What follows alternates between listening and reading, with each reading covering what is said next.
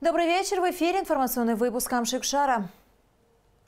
Президент Рауль Хаджимба внес на рассмотрение Народного собрания Абхазии представление о назначении на должность генерального прокурора Республики Адгура Агарба.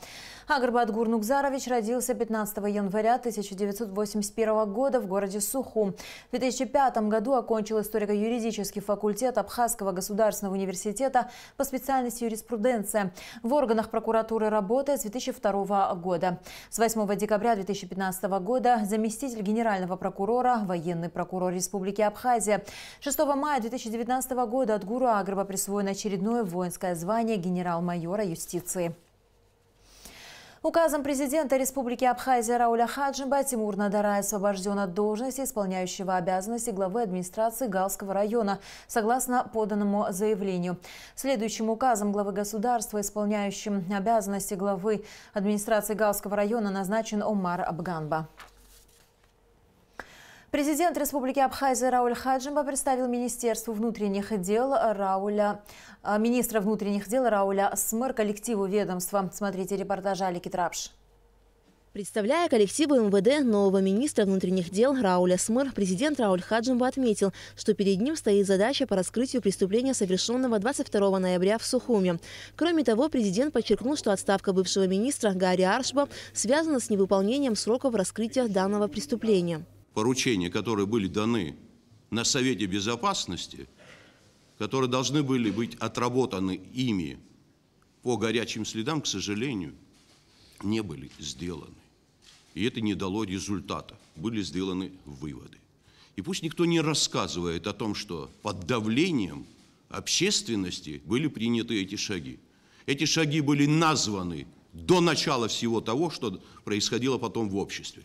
На Совете Безопасности было сказано об этих мерах, которые могут возникнуть.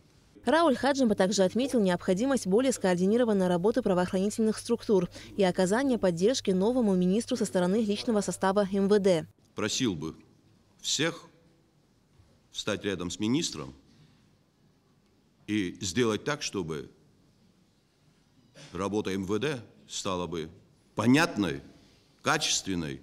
Объединитесь все вместе. И давайте делать работу. Смыр Рауль Кязымович родился в селе Кланархо Гудаутского района, герой Абхазии, полковник милиции. Более 20 лет служит в органах внутренних дел. До назначения на должность министра длительное время возглавлял Управление общественной безопасности МВД Республики Абхазия. Алика Трапш, Алексей Гухава, Томас Чиковани. Абхазское телевидение. Министр иностранных дел Абхазии Даур Кове встретился с заместителем главы МИД России Андреем Руденко. Об этом сообщается на сайте Российского внешнеполитического ведомства. Основной темой состоявшейся беседы стала подготовка к очередному раунду международных женевских дискуссий по безопасности и стабильности в Закавказье, а также актуальные вопросы российско-абхазских отношений и ключевые направления внешнеполитического взаимодействия. Следующий раунд дискуссий по безопасности в Закавказье пройдет в Женеве 10 и 11 декабря. Пока это единственная площадка для прямого диалога для Абхазии, Южной Осетии и Грузии.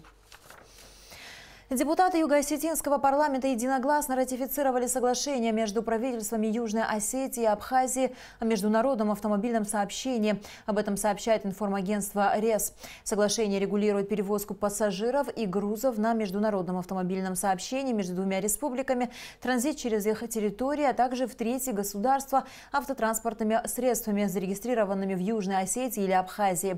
Первые перевозки между обоими государствами станут возможны после принятия данного соглашения.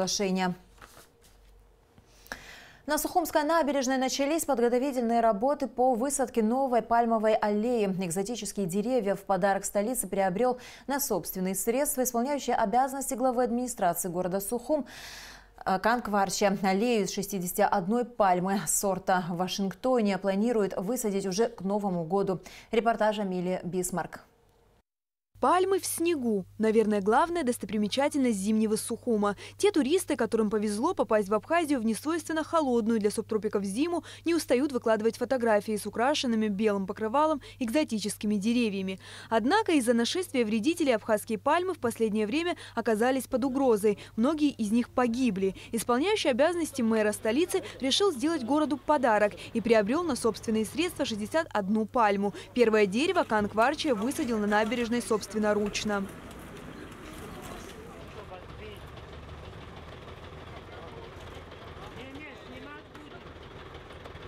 Привезенных из Италии пальм хватит, чтобы высадить полноценную аллею от Абхазского драматического театра до всем известного кафе «Пингвин». Эти деревья будут радовать многие поколения горожан и гостей Абхазии. Кан Кварча призвал жителей Сухума последовать подобному примеру и по возможности участвовать в развитии родного города. Пользуясь случаем, я хотел бы обратиться ко всем горожанам нашим, кто имеет возможность, а таких немало у нас в городе, чтобы последовали нашему примеру.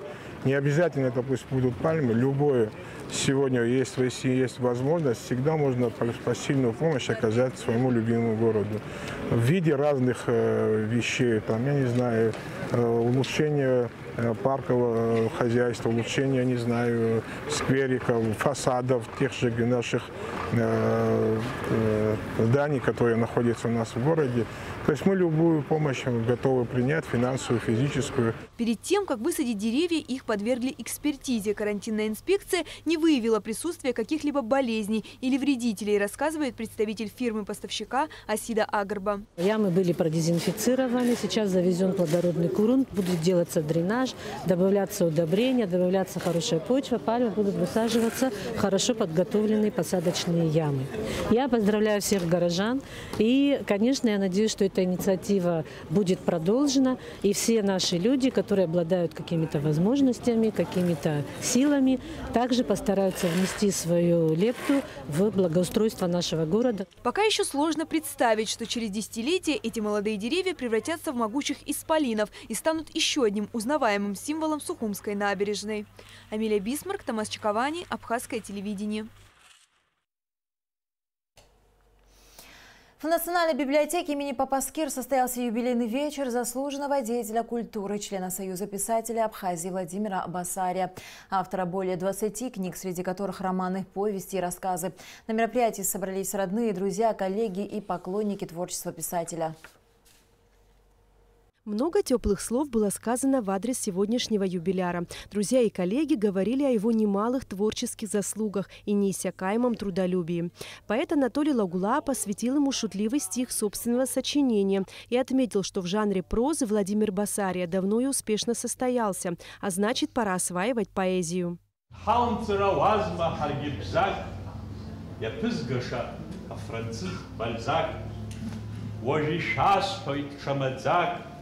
Шереш зындырва зындзаг. Хапрозаик шейдирхейк уи обман, эти юхи роман. И какой рышту ахирбалам, а критик черепцши рукавам. Владимир Басария много лет трудился в редакции газеты «Апсныгапш», затем в издательстве «Алла Шара». Параллельно занимался литературным творчеством. Из-под его пера вышло более 20 книг, написанных на абхазском языке, романов, повестей и рассказов, в том числе и детских. Ина Лукаша, я интересуюсь такой пузцахо, ажебшкой романкой автор. Ему бдача чидорогге, а хочкой раскнивает ажебшкой пьесакой. Харапсо бызшва фонд изныкымкәа иҳадигалахьан, идҳажьхьан, ахәыҷқәа бзиа ибаны ирыдыркылон, ахәыҷқәа рдунеи дазааигәоуп, рыԥсҭазаара аарԥшышьа дақәшәоуп, ибызшәа мариоуп, иласуп, аԥхьаҩцәа ргәаҟынӡа инеиуа иҟоуп. Владимир Басария – свидетель многих событий общественно-политической жизни, которые нашли отражение в его произведениях. После Отечественной войны народа Абхазии писатель выпустил несколько сборников книг, посвященных анализу грузино-абхазского конфликта. Владимир Константинович прошел сложный жизненный путь в становлении писателя, молодые годы. Мы все знаем, что их поколение принесло очень многое. Это и закрытие абхазских школ, это и Великая Отечественная война, и ранние 30-е годы. Конечно же, Владимир Басария сегодня, как и прежде, пишет. Это очень отрадно. Недавно закончил свой новый роман, 6-й по счету, и думаю, это будет подарком для наших абхазских писателей. Писатель уже завершил 6-й по счету роман, который обязательно увидит свет и заинтересует абхазского читателя. Эсма Гуланзе, Степан Мартиросян, Абхазское телевидение.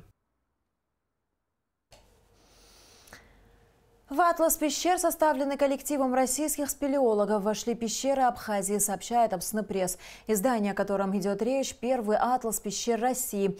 В нем содержится подробное описание 176 пещер, включая карстовые, лавовые, ледниковые, гравитационные, волноприбойные и другие. В книге опубликован перечень 442 крупнейших пещер, а также пещер, представляющих большую ценность с точки зрения геологии, химии и многих других наук. В атлас также включены 4 самые глубокие пещеры мира, которые находятся в Абхазии. Данная книга является фактически энциклопедией современных знаний о пещерах России и процессах, происходящих в них. Она не имеет аналогов среди спелеологической литературы, выпущенной ранее в России и СССР, и практически не имеет аналогов в мире. В Сухумском государственном училище культуры прошел вечер памяти известного абхазского музыканта, народного артиста Абхазии Отара Хунцария. В нем приняли участие друзья и коллеги, а также ученики композитора. Репортаж Гугуцы Вардания.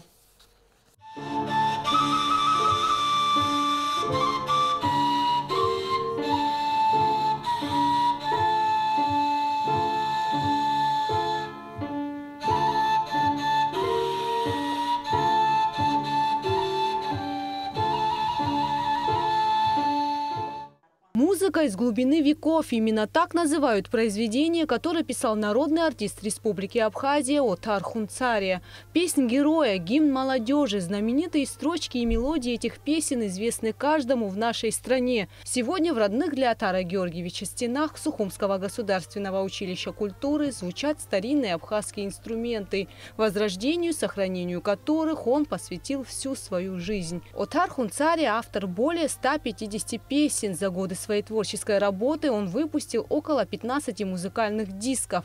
Кроме того, благодаря мастеру, композитору и музыканту в Абхазии был создан Государственный оркестр народных инструментов, который носит его имя. Отар Георгиевич для меня был, во-первых, это мой педагог, это тот человек, который привил мне любовь к музыке, непосредственно к народной музыке. Я очень сильно благодарен ему за это. И сегодня нахождение мое в культуре, это, я считаю, благодаря только этому человеку. Отар Георгиевич был для меня лично эталоном, человеком, за которым хотелось идти вперед, человеком, на которого было приятно смотреть и быть похожим на этого человека. Сегодня здесь собрались друзья и коллеги Отара Хунцария, все, кто работал и творил вместе с ним. Отар Георгиевич был не только талантливым музыкантом, но и прекрасным педагогом. Его вклад в развитие абхазской народной музыки и воспитание в подрастающем поколении интереса к ней невозможно переоценить. Он был очень хороший, он всегда показывал, как играть правильно, правильную дорогу давал. Я играю сегодня на барабане, я занимаюсь этим уже 5 лет. На барабане легко играть, чем на других инструментах. Почти все свое время Отар Хунцария проводил в Сухумском училище культуры, где проработал до последних лет своей жизни. Именно здесь вместе с Василием Аруха они возрождали народные абхазские инструменты и придавали им правильное звучание. Отар Георгиевич вместе с Василием Аруха, я думаю, ни одно дерево испортили, потому что все время что-то не так. Вот надо по-другому, чтобы это по-другому зазвучало. Поэтому они на сегодня уже до того дошли, что Вася уже сам недоволен тем, какие инструменты. Может, мы иногда на что-то глаза закрываем, но он говорит, нет, он вот здесь-то так уже не звучит, надо по-другому вот здесь сделать. На вечере памяти прозвучали самые знаменитые произведения Отара Хунцария в исполнении вокально-инструментального ансамбля «Гунда» и музыкантов училища.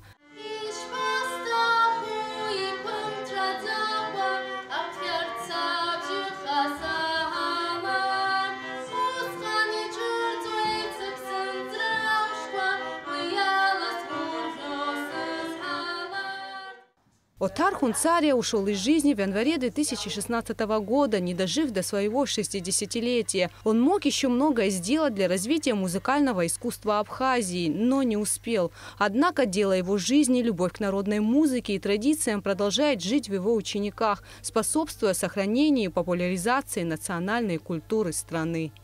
Гугут Савардания, Дэвид Анкваб, Абхазское телевидение.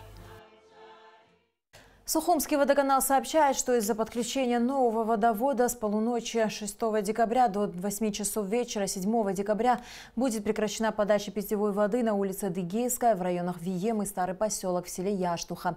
На верхние этажи многоэтажек в центральном районе города вода тоже не поднимется.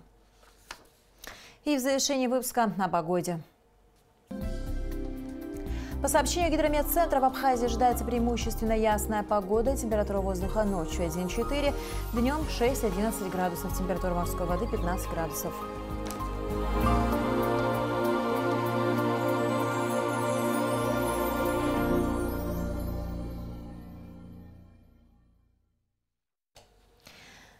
На этом наш выпуск завершен. До скорых встреч в эфире.